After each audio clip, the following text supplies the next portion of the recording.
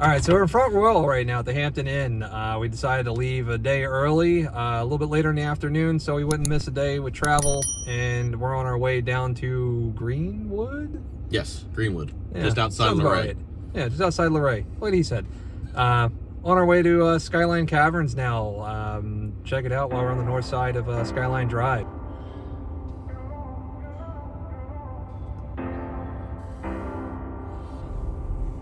You can see how bad it torques. That Oh, piece shit. right there, see it? It's gonna twerk. No, I'm just watching it. Boom. Boom, look at that. Thank In you. 600 feet, turn right onto US 340 South, Dude, US could've been a dick. 522 South. He was cool.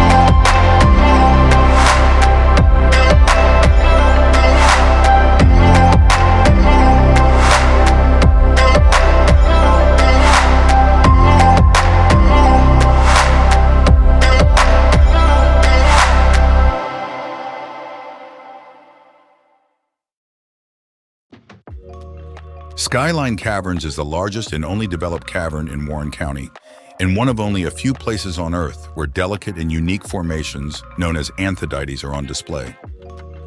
Every year, between 80 and 100,000 wide-eyed tourists are guided through, many for the first time underground, by a staff of knowledgeable and well-trained guides. Many school groups consider Skyline Caverns to be a very educational destination. In 1937, geologists around the world stood in awe as Walter S. Amos discovered the underground wonder he always hoped to uncover. He carefully examined surface topography, exposing a secret that had lain beneath the Earth's surface for 60 million years. This method of scientific analysis makes the discovery of Skyline Caverns rare, if not unique. The caverns opened to the public in 1939 and have welcomed millions of guests in the past 7 decades. Special visitors such as Bing Crosby even considered the caverns a worthy travel destination. Skyline Caverns continues to be a natural, preserved display of cavern beauty, much like Dr. Amos originally discovered it one cold evening. We are proud to have preserved the rare beauty of underground Virginia. Now, it's on to the tour.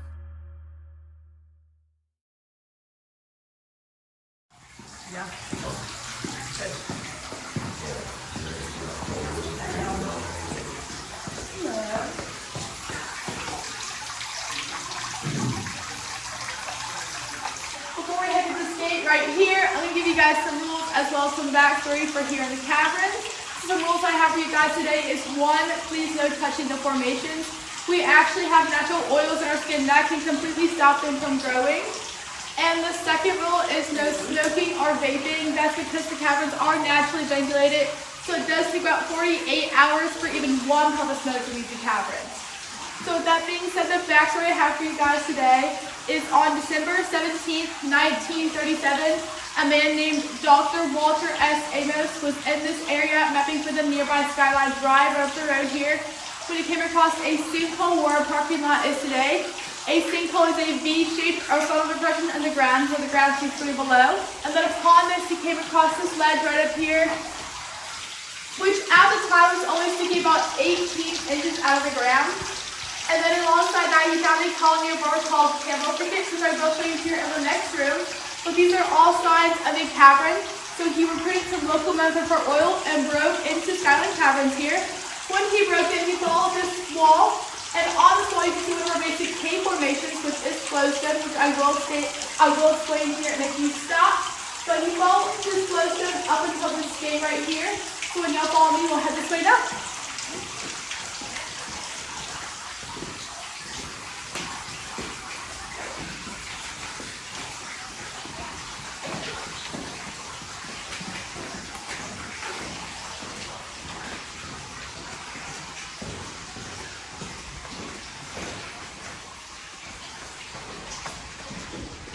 Alright, so this what we're sitting in now is called the Chimney Room, and that is not because of the man-made fireplace, but because in its place was originally a natural chimney, and that was discovered when Dr. Amos came this way, and when he broke into Skyline Caverns, it was roughly nighttime, so he put a fire right under this ledge right here to light up the cave a little bit, and he thought the smoke would roll out the way we came in.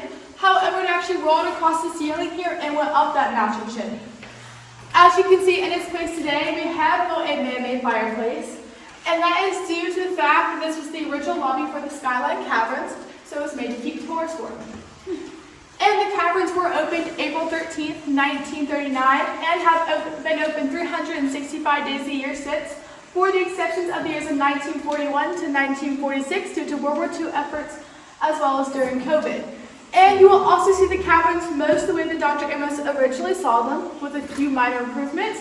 Looking around, you will see these railings right here for y'all to grab onto the steeper areas.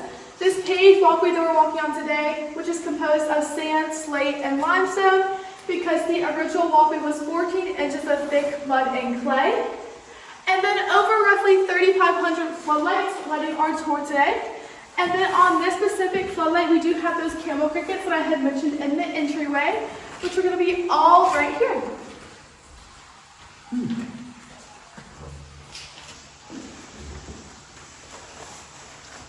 Right. After seeing those camo crickets, we'll head on down this way to see some basic cave formations. Alrighty, as we head down this direction right here, we will see this large chunk of flowstone right here with the water dripping down from it. If at any point during today's tour you're getting water drop on your body, that's called a cave kiss, and that is good luck. So 2 years ago, Brad and I did this one in Lorette. Hours being inside the cave. I didn't get a single drop on me, and Brad was like, "You've been in the rain." My luck. That's your luck, man. Oh, we're holding up the door. It's okay. Alright, as we head on down this direction, we can visibly see three of our basic cave formations for today's tour. Formation 1 is going to be this right here. This is flowstone, and it kind of has that more flowy like drapery effect because water will flood the cavern at an angle this way down the tour route here and then collect and deposit the minerals here on the wall, allowing it to have that water-like flowing effect here. And then here, coming down this way, we can see two more formations. Here on the top, we have a stalactite because it hangs tightly to the ceiling. And that is going to be when the water drips through to the ceiling here, collects the minerals, and then the water will evaporate, leaving the minerals behind, allowing it to build downwards like you guys see. Then here on the bottom, something similar, we have a stalagmite because it might reach the top someday. That's when the water drips down to the ceiling here or through the stalactite, and then forms here on this more flat surface, again evaporates, leaving the minerals behind, allowing it to build upwards. And then these two will eventually come together to form our fourth basic cave formation, which is called a column. And that is when these two are going to touch here in the middle. However, it will take about 100 years for a linear inch for either one of these to form. So it will take roughly 2,000 years for these to touch right here in the middle. That's insane. And I'm sure y'all don't want to wait that long. No. So I can show you a fully formed column up your head.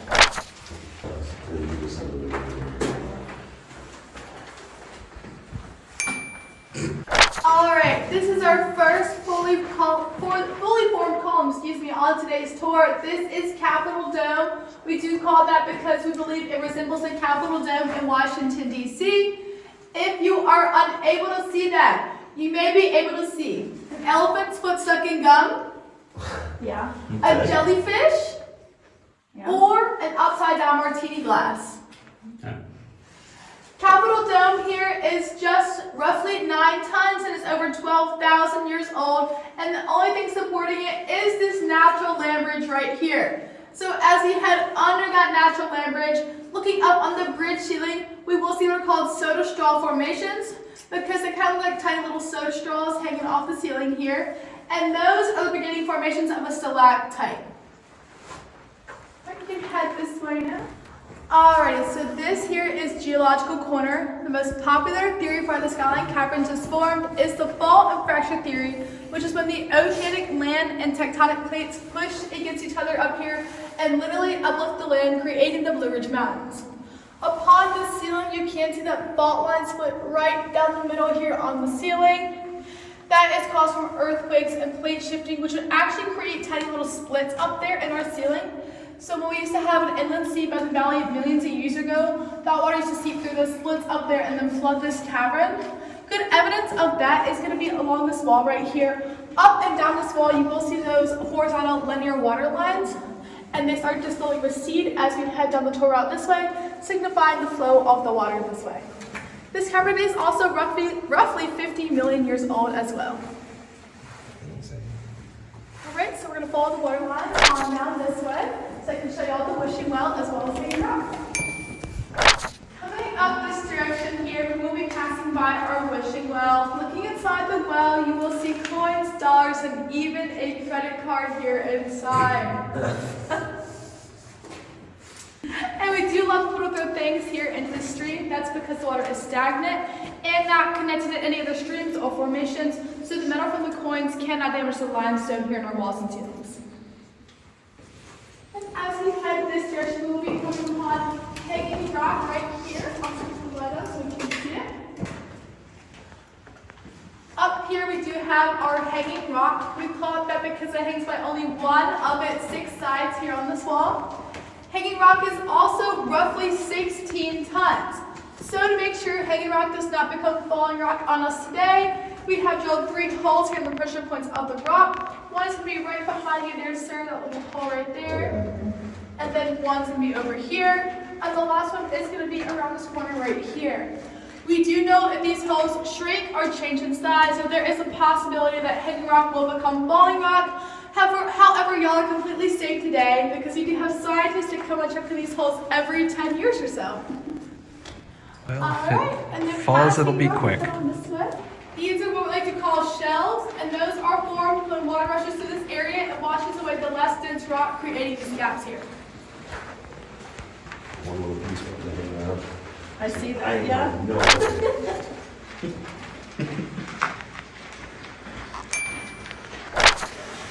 Yes, so as y'all come up this direction, we are coming up here on Trout Stream. That is because there are 2 male rainbow trout here on the inside. They were initially put here in about the 50s by scientists to see how cavern life would prosper. And we found that in a week of total cavern darkness with all the lights off, the fish will go permanently and completely blind due to damage of their optic nerve. So as we actually would as well. And then with that being said, we do keep the lights on and the stream on at all times, and that is because if you take a look here at the rainbow trout, you may notice some lack of coloring on them. That is because they do not get natural vitamin D from the sunlight, so it helps slow that process down up to discoloring. We do have the white lights right here to imitate sunlight. However, the fish are relatively healthy here in the stream, living about 9 years versus about 4 to 5 in the wild with natural predators, as well as we do feed them twice a day. The fish also have plenty of room to swim because if y'all take a little trout stream does go upstream this way, and the fish do swim upstream that way. It just goes farther back there into the cave. And then to the left, or excuse me, the right side, you'll see where trout stream has been blocked off over here. And that is because it directly connects to Rainbow Falls, which does have a waterfall drop. So keep the fish nice and safe right now. Y'all can fall up this way.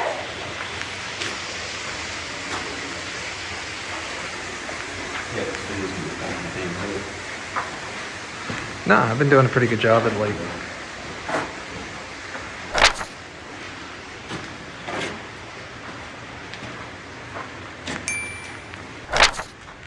Alright, right down here we do have rainbow trails. We initially installed these lights more for decoration, but we found that a fun fact about them is they do not simulate that algae growth such as y'all see up here on the ceiling. Anything up here in the green is moss, lichen, or algae, which is generated from the spores we bring in on our clothes, mixed with the humidity of the cavern and the white lights pollinated. Here, as y'all turn the corner, we do have a few more cavern colors. So up here in this brownish red patch, we do have rust or iron oxide. Here in the white surrounding a lot of spots here in the cavern, you will see that white spot right there, that's calcium carbonate or calcite. And then over here in the gray is magnesium sulfate. And when I was talking about the algae, I'm about to take a quick backtrack and turn off some of the lights here in the cavern to prevent that growth. It actually does not technically harm the formations, but we want to preserve the cavern the way it was originally founded, so I'll be right back.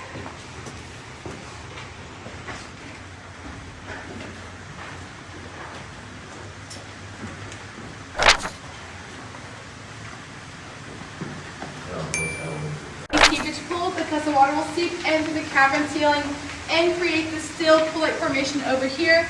Since it is so still with no disturbances, it does create a direct reflection of the cavern ceiling, often giving people the misconception of how deep Mirror Lake is. Throughout the entire body of water, Mirror Lake here is just 1 to 3 inches. And then as we flip over from Mirror Lake, we have this over here, which is Rainbow Falls, which I had mentioned at the Trout stream is a continuation of it. And there at the bottom you can see the waterfall drop that I had mentioned as well.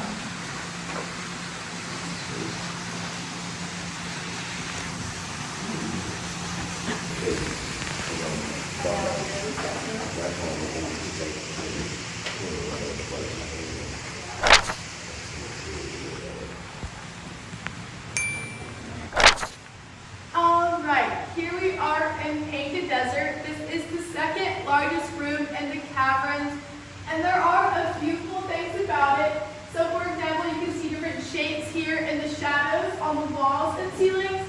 For example, up here in this yellow patch, you can see it looks like a duck up there, if y'all can see it. Okay. And then secondly, over here on this orange patch right there, you can see what looks like a duck chasing a turtle, chasing a hamster up here. And then lastly, right above my head, on this rock that's sticking out right there in the middle, you can see a dinosaur eating a chicken wing up here. Yeah. And then lastly, over here, we do have the back end of Mirror Lake, so y'all can see really how shallow it is.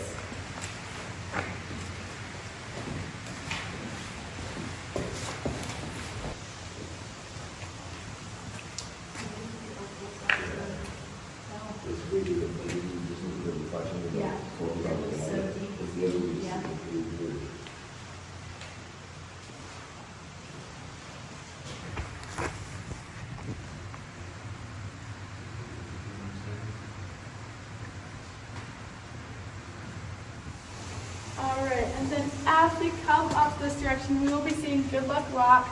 This is the only formation in the cavern, so we do allow people to touch, and that is pretty evident because of the polished-like look that y'all see here. That is all from the natural oils in our skin, which for a living formation to actually trap in the water leaking out of it, because you know, that's how science works, oil blocks the water, and then preventing it from growing. And you can notice a noticeable difference here because this part is a lot shinier than the base, which is a little more dull. That is because not as many people have touched it down there. And if that is not impressive enough, we do have this right here for y'all to touch today because it is not a stalagmite. Instead, it's a stalactite that fell from the next room. It was pushed here, so it is not live anyways. So as we pass by, feel free to touch Good Luck Rock, and then we'll head on this direction.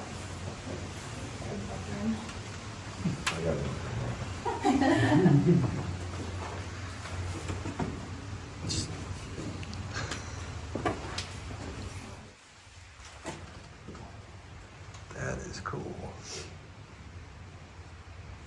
So like I said, you guys will see lots of calcite. Even up here on the ceiling, you see those white bits. It's all calcite. When we head into the Anthrodite chamber, that is also calcite, but it's the crystallized version of it from the pressure, which I'll get to later, but it's pretty cool.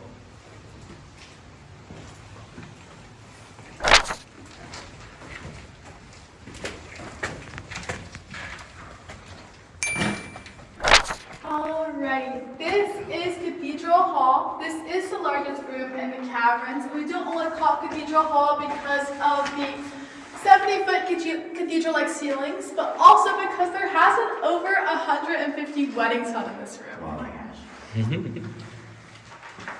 And That's pretty cool. It is pretty cool. Actually, one of my friends had a ceremony and they just get married right over there, so that's super awesome. And then obviously we can't have a wedding without any type of music, so we do have this right here. This is a pendant, but we call it the tuning fork, not based off its shape, but because it makes a little sound when you hit it. It makes a little music for us today. And then past the tuning fork, as we head on this direction, this is where we bury Dr. Amos behind there. I'm just kidding, guys. I was waiting. No. Some people actually believe me and like. So it really is haunted. Yeah, it's kind of crazy to think about. Yeah. Yeah, he's not supposed to here actually. But no, we did block this off because a lot of small animals used to come down here and take tours with y'all since it is directly towards the surface. Yeah. Some people didn't really like that as much, so we did block it out for that reason. And then as we head this direction over here, if y'all have not been able to guess already, this is where Good Luck Rock officially fell from. It fell from here, was flipped over and pushed all the way to where we saw it before, through the mud and clay. And if that is not impressive enough, just know that Good Luck Rock here is about half a ton as well. And Dr. Amos was determined to push it that direction because he wanted to get to the surface to show people on the surface what the formations down here actually looked like. But as y'all see, you can only made it so far, right over there. And then beside that point, leaning against this wall right here and looking up here on the opposite wall, you will see the oldest and largest formation here in our caverns. That is the Eagle. The Eagle is roughly 15 feet of flowstone and approximately 170,000 years old. As you're all taking a look at the Eagle, I'm going to do a quick backtrack once again, and then I'll be right back.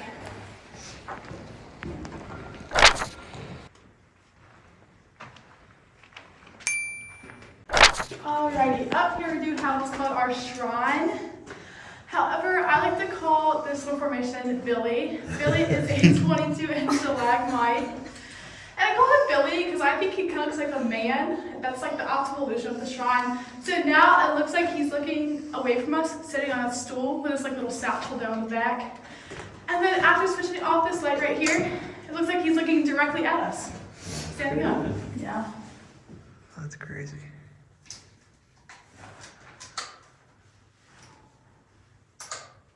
And then he'll do a little dance and we'll head on.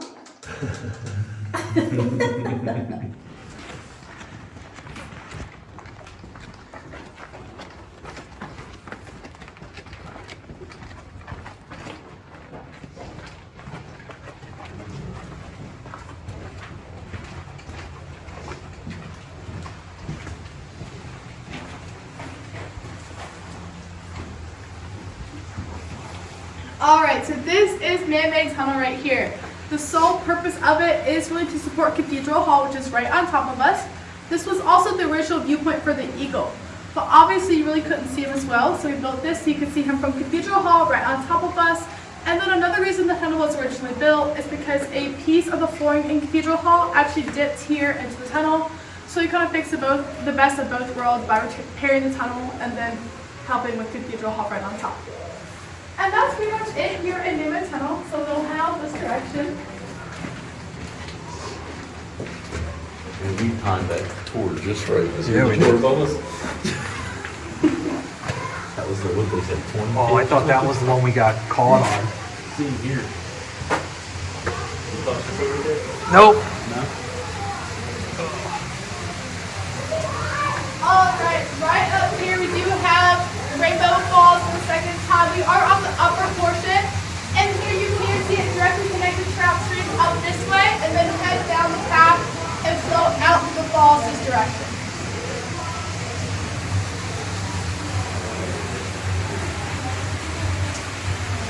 Sounds like you can see the bridge here.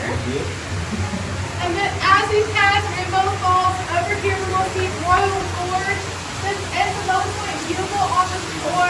That means if you would drop any knives with it in the camera, you can put it up.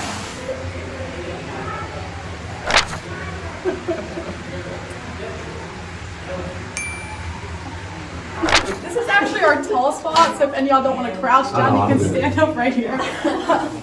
But behind us here is Fairyland Lake. Fairyland Lake is another seepage pool similar to Mirror Lake. However, this one's roughly 3 to 5 inches deep. And the reason why I like to call it Fairyland Lake here is in 3, 2, 1. I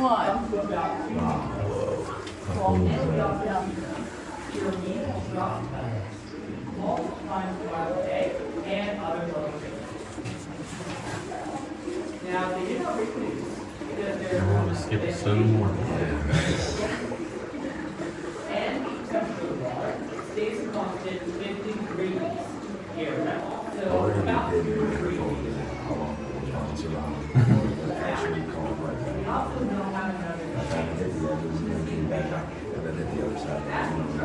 Mom, I've got to make a ripple and something fall.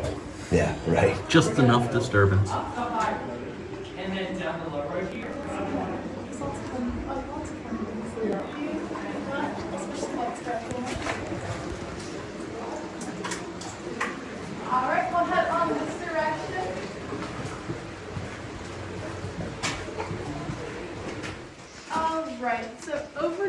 have wet weather stream. That is because it is directly affected by the weather on the surface.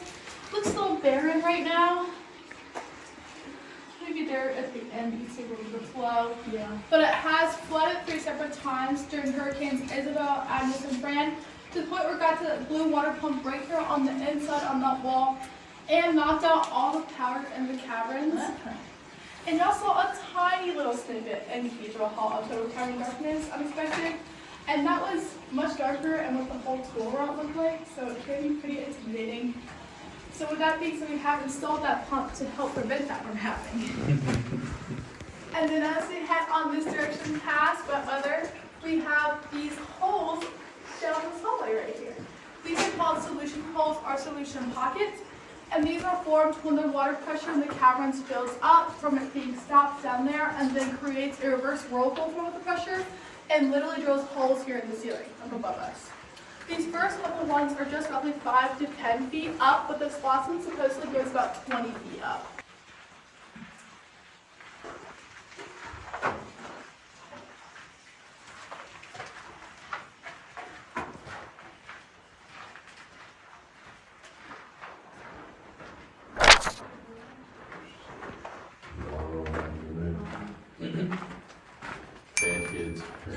Alright guys, so 80% of Skyline Caverns is accessible, which is what our tour route is. And then out of that 80%, 90% of this was naturally formed by water, creating our walls and ceilings you see here today.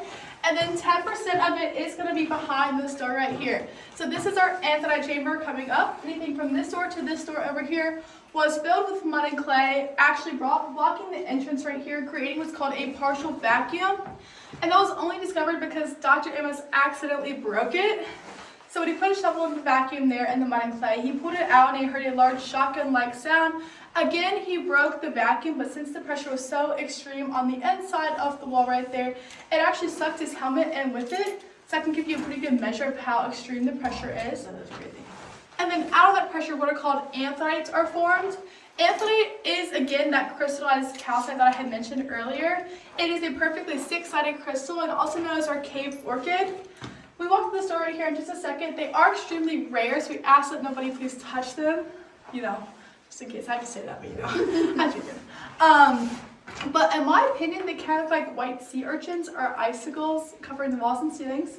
So make sure you guys take a good look and then we'll head to the door right now.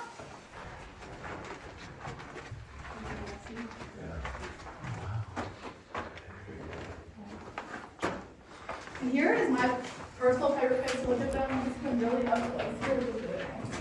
Yeah, that is cool.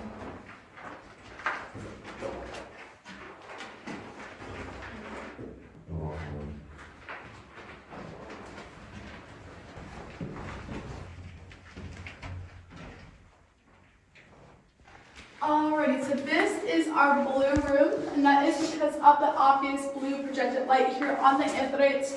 However, what we're really looking at here in the blue room is the largest cluster of anthodites in the entire world. So like I said, they are pretty rare. They're only found in 3 of the caverns in the world, which is a cavern in France, New Mexico, and Tennessee. However, we actually have more anthodites in this room than anyone does collectively in the entire world. Wow. How long do they take to grow? Roughly 7,000 years for 1 inch. Oh my, so a long time. Looking up here on the ceiling, you'll see those white ones. Again, they are made of that pure calcite, the crystallized version of it from the pressure. However, you can see this brownish patch right here. They are still the same exact type of anthodites. However, they were stained by the mud and clay that was originally in this room. So you can kind of tell how far the mud and clay went up in some areas because some of them are stained and some of them are not stained. Alright, after taking a good look here in the blue room, we'll head here into the nursery next. Alright, we call this the nursery because it does house all 4 stages of growing anthodite. Stage 1 is going to be above this floodlight right here. It comes like sparkly granulated sugar. You can see it on the walls throughout the cavern as well. This is stage 1 that we call sugar. All the stages are pretty self-explanatory, and I say that because up here on the ceiling, all that white stuff up here on the ceiling, that is stage 2 that we call flour. Stage 3 is going to be on either side of this rock right here. We call this stage 3 glaze. I think it looks like a glazed donut, personally.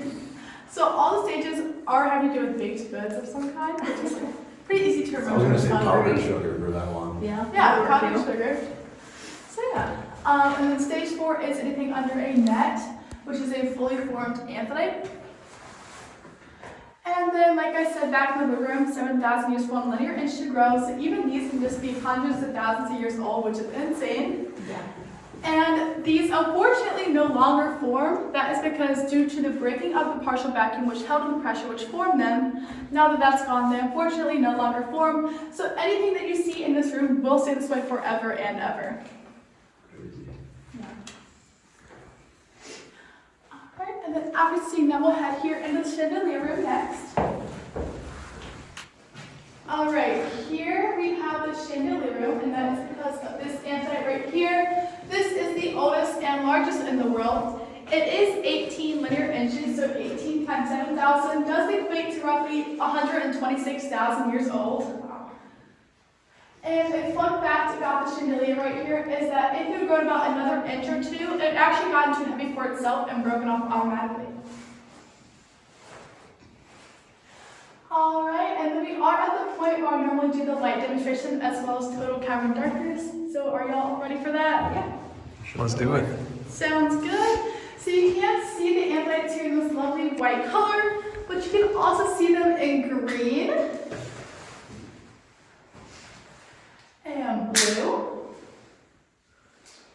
and red. And we have a few color combinations. We have Christmas,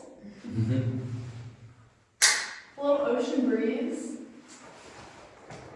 the police, and the last one we have some seals.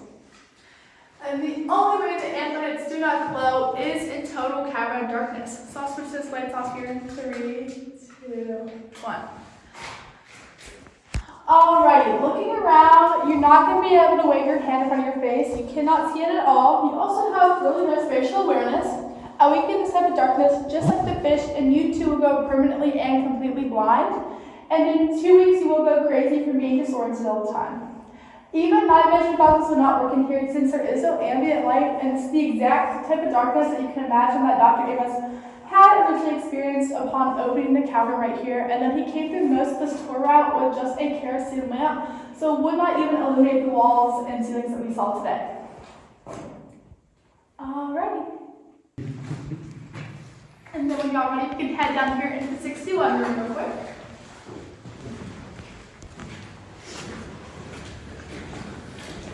Alright, we call this the 61 room because it was discovered in 1961. So between the years of 1937 and 1939, all these rooms up there in the chamber have been manually dug out of that mud and clay, minus this one since it was not yet discovered. This is also the lowest point on the tour at 260 feet below the Earth's surface. So that means water will come down here and actually get stuck. So you can see those circular water lines up here in this room moving in this motion because water really has no place to go, which is why we have this right here. I'm probably going to convince y'all this is where we're going next, which would be so fun. However, this is just the water pump system for this room, since again, we do have to close off this room to the public due to flooding on the occasion as well. This is also the only room here in the caverns that you can't see this large cluster of anthodites up here without any type of netting over them. So feel free to take some pictures, and then I'll be back at the top in the Chandelier Room.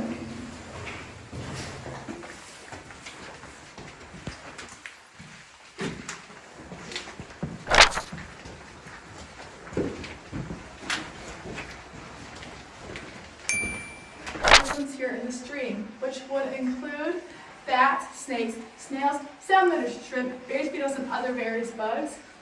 So lots of fun stuff there upstream. Yeah.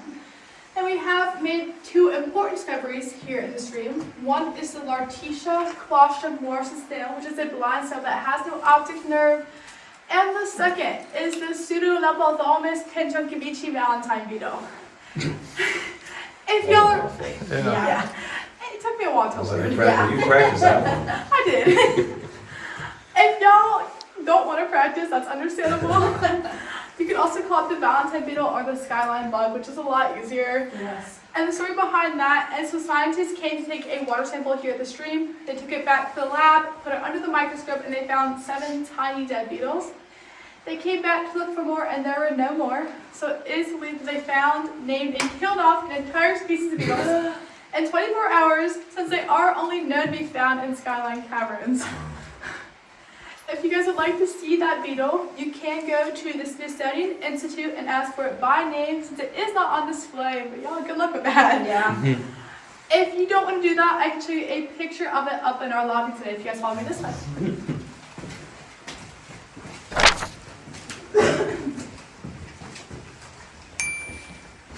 Alrighty, so obviously we were roughly 200 feet below the Earth's surface, so we have to get back up to the surface somehow. And that is going to be roughly 60 steps for us today. It's okay, we did what, 20,000 yesterday? Christ.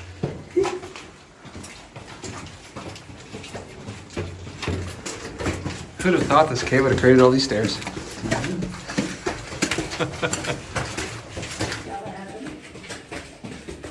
Bradley's and all.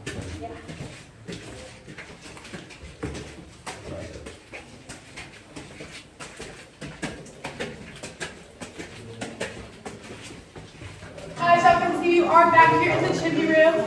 We have completed our tour today. If you did enjoy your tour, my name is Peyton. If not, you can call me William. We can head back up these steps right here, up towards the lobby to see the beetle. First cave.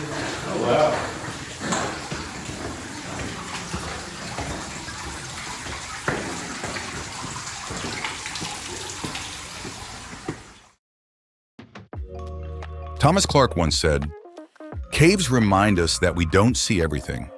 They are a reminder of the Earth's mystery." Exploring these magnificent caverns has been a journey into the heart of Earth's beauty and mystery. From stunning formations, millions of years in the making, to the echoes of ancient geological tales, each step revealed wonders that remind us of nature's breathtaking artistry.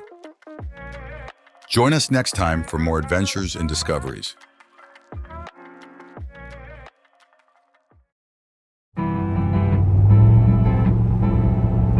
Well, we just left Skyline Caverns and now we're on our way to our next destination, which is Misty Mountain Campground. So, pretty dope place. Can't wait to see more of the state.